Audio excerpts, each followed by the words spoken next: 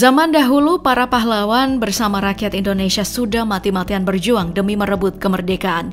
Selain berkorban harta, rakyat Indonesia juga rela berkorban nyawa. Kekayaan sumber daya alam yang dimiliki Indonesia membuat bukan hanya satu negara, tapi beberapa negara Eropa yang tergiur untuk menguasai Nusantara dengan waktu yang terbilang tidak sebentar. Penderitaan rakyat Indonesia dimulai ketika Portugis datang dan menjajah negeri ini. Salah satu tokoh yang memegang peranan paling besar adalah Alfonso de Albuquerque. Dia juga yang berhasil mengenalkan Nusantara ke dunia Eropa. Awal mula kedatangan Portugis ke daerah Maluku tujuannya untuk mencari rempah-rempah dan menguasai perdagangan internasional. Tidak ada yang tahu jika belakangan Portugis akan menjajah Indonesia. Karena di awal kedatangan mereka disambut hangat oleh raja dan rakyat Maluku pada saat itu. Hingga Portugis yang tergiur untuk menikmati sendiri hasil rempah-rempah di Maluku mulai melanggar aturan yang disepakati bersama dan mulai menerapkan praktik monopoli yang tidak sehat. Portugis juga membeli rempah-rempah dengan harga murah kepada petani Indonesia, tapi menjualnya dengan harga tinggi di Eropa. Belum lagi letak strategis Indonesia yang berada di antara dua benua, yakni benua Asia dan Australia, yang memungkinkannya sebagai jalur perdagangan internasional, semakin menguatkan alasan Portugis untuk menguasai wilayah-wilayah yang kaya akan rempah di tanah air. Selain rempah-rempah, bangsa Portugis datang ke Indonesia untuk mencari kejayaan di tanah jajahannya. Sembari meraup keuntungan besar, Portugis juga menyebarkan agama Nasrani yang mereka bawa. Setelah berhasil menguasai Maluku, Portugis melebarkan wilayah jajahannya ke berbagai penjuru Nusantara, salah satunya di Pulau Jawa. Perjalanan Portugis ke berbagai wilayah mempengaruhi banyak sektor kehidupan masyarakat Indonesia. Misalnya saja di bidang kesenian, di mana dulunya konon kabarnya musik keroncong berasal dari Portugis, yang mengalami perkembangan hingga sampai ke Indonesia dan menjadi salah satu musik kesukaan bagi kita. Selain itu, banyak juga kosakata dalam bahasa Indonesia yang ternyata memiliki kemiripan dengan bahasa Portugis. Ini karena beberapa kosakata itu diserap dan menjadi bahasa sehari-hari yang lazim dipakai oleh orang Indonesia. Kalau mendengar nama orang Indonesia yang mirip dengan nama Portugis, itu berarti mereka juga dulunya menyerap bahasa Portugis dan menjadikannya marga. Tapi kesuksesan bangsa Portugis ini mampu bertahan sampai 86 tahun lamanya. Hingga di tahun 1602, pasukan Belanda datang ke Indonesia untuk mengalahkan pasukan Portugis yang menjadi penanda penjajahan beralih ke tangan Belanda. Pada saat itu negara-negara bagian Eropa lainnya juga aktif melakukan pelayaran ke Asia Tenggara. Sama seperti Portugis, Spanyol rupanya juga tertarik untuk datang ke Indonesia untuk mendapatkan rempah-rempah. Namun sebelum akhirnya berlayar ke Indonesia, bangsa Spanyol yang saat itu dipimpin oleh Ferdinand Magellan sudah lebih dulu sampai ke Filipina. Tapi saat mencoba untuk menguasai Filipina, Magellan tewas terbunuh dan akhirnya digantikan oleh Sebastian Elcano. Elcano kemudian melanjutkan misi mencari rempah-rempah sampai ke Indonesia. Karena Portugis pada saat itu masih menjajah Indonesia, Elcano pun membuat siasat dengan melanggar hak monopoli Portugis meskipun cakupan wilayah yang mereka jajah itu berbeda. Spanyol kemudian memutuskan bekerja sama dengan kerajaan Tidore, dan Portugis bekerja sama dengan kerajaan Ternate. Tapi tetap saja cara ini tidak berhasil, dan persaingan dagang antar kedua negara semakin berkepanjangan. Pada akhir tahun 1529, konflik berkepanjangan tersebut menghasilkan perjanjian bahwa Spanyol harus meninggalkan Maluku dan melakukan perdagangan di Filipina, sedangkan Portugis tetap melakukan perdagangan di Maluku. Sebelum datang ke Indonesia, Belanda masih di bawah kekuasaan Spanyol dan membeli rempah-rempah di Lisbon yang tidak lain adalah ibu kota Portugis. Namun, hubungan kedua negara tersebut di tahun 1585 dan Spanyol mendorong agar Belanda juga untuk berlayar menyusuri samudra.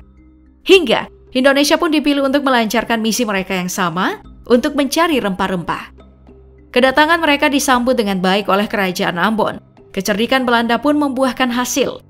Melihat hubungan antara Banten dengan Portugis yang memburuk, Belanda mulai melakukan gerakan bawah tanah untuk menguasai rempah-rempah di Maluku.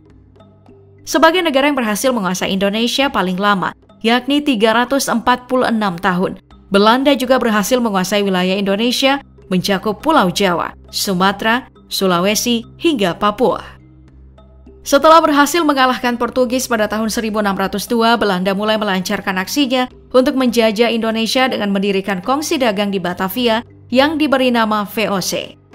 Organisasi ini didirikan sebagai salah satu cara untuk mengatasi perselisihan dengan sesama pedagang dari Belanda yang ingin memenangkan perdagangan rempah Indonesia. Namun pada tanggal 31 Desember 1799, VOC pun dibubarkan oleh pemerintah Belanda dengan berbagai alasan. Tapi berakhirnya VOC tidak membuat keadaan masyarakat Indonesia jadi lebih baik. Masyarakat Indonesia kemudian diperintahkan untuk melakukan tanam paksa atau kultur stelsel. Hingga di tahun 1940 awal, terjadilah Perang Dunia Kedua. Belanda mengalami kekalahan karena negaranya dikuasai oleh Nazi Jerman.